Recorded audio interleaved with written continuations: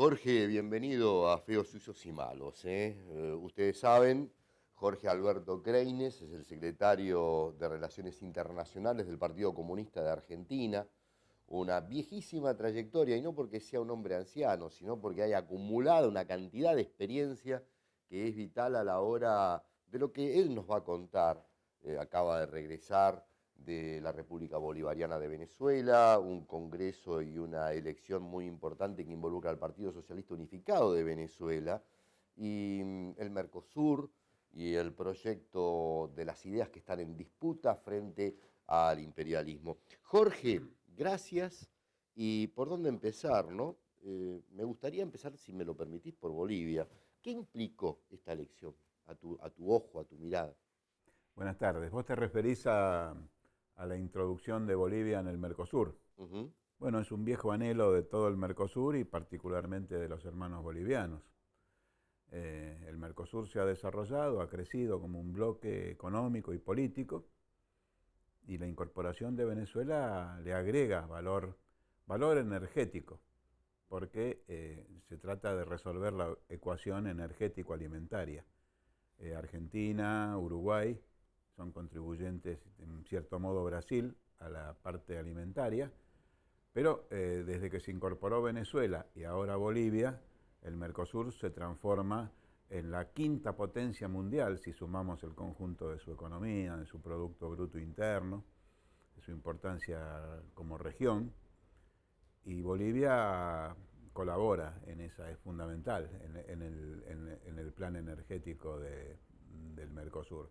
Por otra parte, Bolivia se va a ver fortalecida por la posibilidad de facilitar el comercio con todos los países del Mercosur. De manera que es importante además políticamente la presencia de Evo Morales como figura política y en el debate interno del Mercosur, porque en el Mercosur en este momento hay algunos países, incluido Brasil, que quieren superar la idea de negociar como bloque Ujú. y pretenden, a partir de la nueva correlación de fuerzas que hay en Brasil y del nuevo gabinete económico que tienen, pretenden negociar en forma individual con terceros países. Y hasta ahora Argentina y Venezuela, y seguramente Bolivia, se va a sumar a favor de la perspectiva de que no, de que Mercosur existe en la medida que constituye un bloque regional.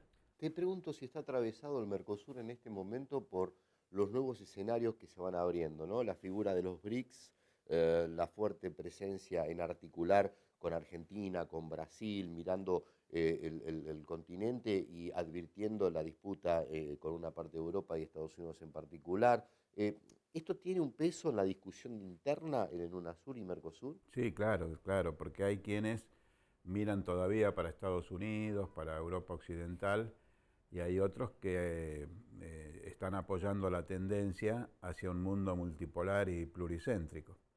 Y si apoyamos o empujamos la tendencia hacia un mundo de esta naturaleza con varios centros y no con uno solo, lógicamente tenemos que inclinarnos a mirar lo del BRICS,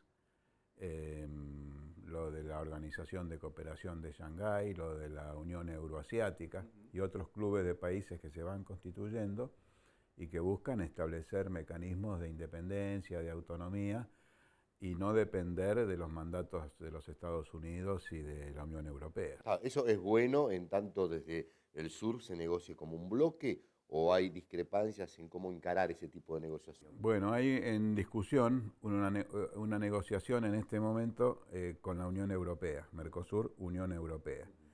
Brasil y Uruguay están en una tendencia a acelerar esa negociación, que sus economías se complementarían más con la de la Unión Europea en este momento. Nosotros pensamos que la propuesta inicial de la Unión Europea es muy parecida a lo que en su momento derrotamos como el ALCA. Y se está negociando duramente a los efectos de ir estableciendo cláusula por cláusula que no se altere la soberanía, que no se afecten las producciones, los precios de los productos que nosotros exportamos. Es decir, hay una negociación en curso. Brasil y Uruguay ya quisieran firmar tal vez, pero Argentina, Venezuela y seguramente ahora Bolivia queremos seguir mejorando las cláusulas de ese acuerdo. Pero también es importante establecer acuerdos que en este caso ya no serían con la filosofía del libre comercio, sino con la filosofía de la solidaridad y la cooperación y del interés mutuo con los BRICS y con otros clubes de países que están tratando de generar políticas alternativas. Por ejemplo, negociar sin el dólar de por medio. Hay una batalla mundial por la desdolarización de la economía mundial, a lo cual colabora mucho la creación reciente del Banco del BRICS y del Banco Asiático de Infraestructura y Industria, que son elementos que ayudan, porque por otra parte este banco ha generado un fondo de reserva internacional de 100.000 millones de dólares, no sé si nos escapan los ceros, es un 100.000 millones de dólares que le puede hacer una competencia al FMI, pero con otra filosofía, no con la filosofía de imponer planes económicos de ajuste a los países, sino de colaborar para aquellos países que tengan problemas de financiamiento. Algo hacia donde está mirando muy atentamente el gobierno de Grecia en este momento. Claro. Ahora, si me permitís, después quiero pasar un poquito por lo de Grecia, saber tu opinión sobre algunas inflexiones que se han producido en las últimas horas. Pero volviendo al tema de UNASUR, la pregunta es si el escenario que se abre es, aún con su complejidad, beneficioso para el continente a la hora de tener una política de autodefensa, a la hora de encontrar una mejora en recalibrar el comercio exterior. ¿Qué es lo que falta limar en las asimetrías que no están resueltas entre los pares en el continente? Porque la posición de Dilma, la pregunta sería, ¿es la misma que la de Lula con respecto a cómo encarar este tema? Yo creo que sí, que Dilma y Lula son prácticamente una misma cosa. Hay dos clases de problemas. El de las asimetrías que vos mencionás entre los países de economías mayores y los de que tienen una economía más pequeña. Entonces hay un fondo de compensación en el Mercosur y se buscan siempre políticas para equiparar las cosas. No siempre se logra. Hay que decir que Paraguay y Uruguay tienen sus quejas y en cierto modo son correctas. Pero también hay diferencias ideológicas. Por ejemplo, en UNASUR tenés tres países que tienen tratados de libre comercio con Estados Unidos, que son Chile, Perú y Colombia. Los tres países tienen bases militares norteamericanas.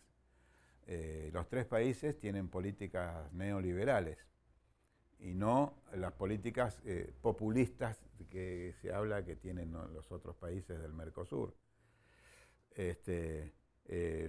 Esos tres países forman parte de la Alianza del Pacífico junto con México. Entonces está el problema de las asimetrías y también está el problema del contenido ideológico de los gobiernos. Ahora es un mérito que se haya constituido UNASUR y que se haya constituido la CELAC, la Comunidad de Estados Latinoamericanos y Caribeños, que agrupa 33 países de la región, todos los países de la región, al margen de sus banderas políticas. Y en ese sentido también es importante que la CELAC y la UNASUR se hayan pronunciado siempre por nuestra soberanía en las Malvinas, contra los fondos buitre, contra el bloqueo a Cuba. Es decir, que aún en la diversidad, América Latina se va sosteniendo, independientemente que hay una cantidad de debates que se siguen desarrollando, especialmente sobre la economía y sobre las alianzas que tiene que tener la región con otros sectores del mundo. Jorge, ¿qué ha detenido o qué ha acomplejado la dinámica que debería recuperar la unidad y la interacción en el UNASUR y en el Mercosur? ¿Qué es lo que lo ha detenido? La muerte tan prematura y trágica de Hugo Chávez Frías, la muerte de Néstor Kirchner, la salida del poder de Lula, la conflictividad interna hacia adentro del PT y hacia adentro, desde la sociedad hacia adentro del gobierno de Dilma.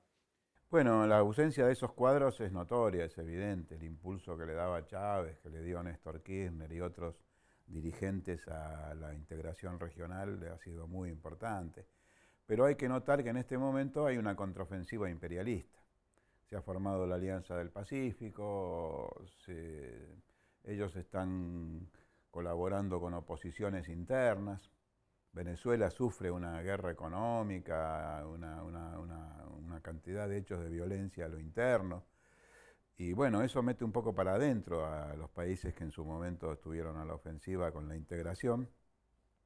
Me tocó hablar ahora en Venezuela con Diosdado Cabello, el presidente de la Asamblea Nacional, y cuando le expresé la necesidad de que Venezuela vuelva, encuentre fuerzas para volver a impulsar el proceso de la integración del cual fue un bastión, él le dijo a sus asesores enseguida, esa es una crítica justa, tenemos que ver cómo hacemos, ¿no? Y verdaderamente Venezuela, como Argentina, como todos los países nuestros, no van a poder salir o enfrentar la contraofensiva imperialista que está en curso en este momento si no lo hacemos todos juntos en un proceso de integración. Por lo tanto, por ahí la salida no es tanto meterse para adentro, sino encontrar qué recursos humanos y qué fuerzas quedan disponibles para seguir impulsando los proyectos de integración. Porque están verdaderamente, algunos están parados, por ejemplo el Banco del Sur. Claro. Siempre Brasil se opuso al Banco del Sur porque ellos tienen su propio banco de desarrollo. Está todo arreglado, está todo en los papeles firmados. La idea de cuánto debe depositar cada país para darle un capital inicial al Banco del Sur. Ya empiezan a llegar proyectos de lo que podrían ser las facilidades que podría otorgar el Banco del Sur, pero eso está ahí parado y no camina. Y entonces, bueno, eso es peligroso.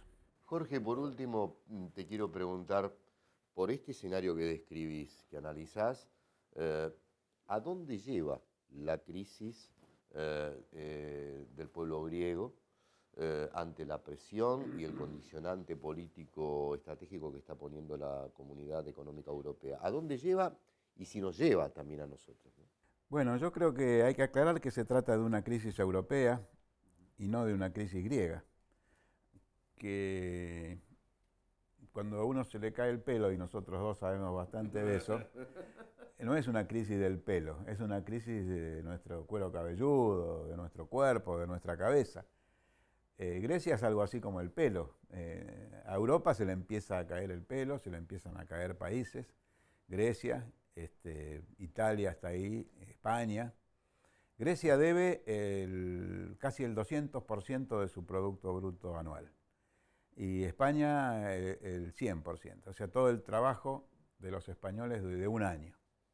La producción de un año. De Grecia 2 años. Y Italia anda por ahí, Irlanda, Portugal. Es la crisis de la Unión Europea, la crisis del euro, la crisis de los ajustes, de los recortes. Y por lo tanto, si bien Grecia es una primera víctima y atraviesa severos problemas, Grecia está a la espera, como decía antes, de que se constituya definitivamente ese banco del BRICS y que pueda recibir cooperación.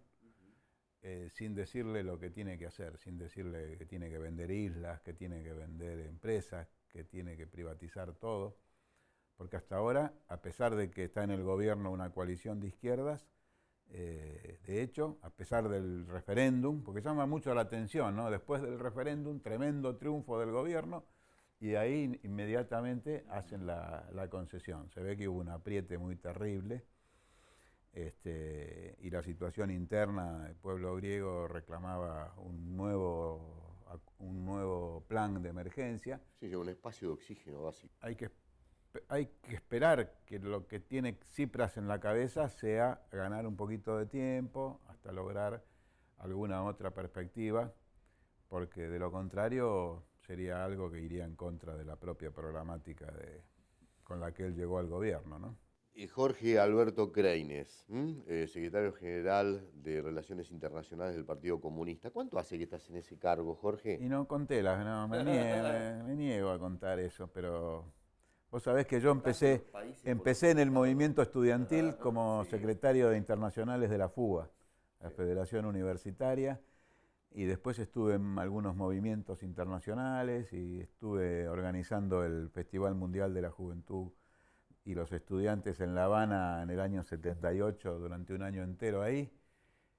Estuve en la Federación Mundial de la Juventud Democrática, fui asesor en temas de desarme un periodo durante el gobierno de Alfonsín y ya seguí derecho en estos temas. Tuvo también como columnista de internacionales un programa de radio llamado Mate Amargo. Bueno, no quería presumir, porque esas cosas son las más importantes. Eso no quería presumir. Jorge, te agradecemos mucho la generosidad de haberte acercado a grabar Feos, Sucios y Malos, ¿sí? Bueno, muchas gracias a ustedes. Y vamos a seguir en cualquier momento con Jorge. ¿Cómo no? No se va a ir, esta no va a ser la primera. A ustedes nos reencontramos mañana, a la misma hora como siempre, con estas entrevistas, aquí en MATV.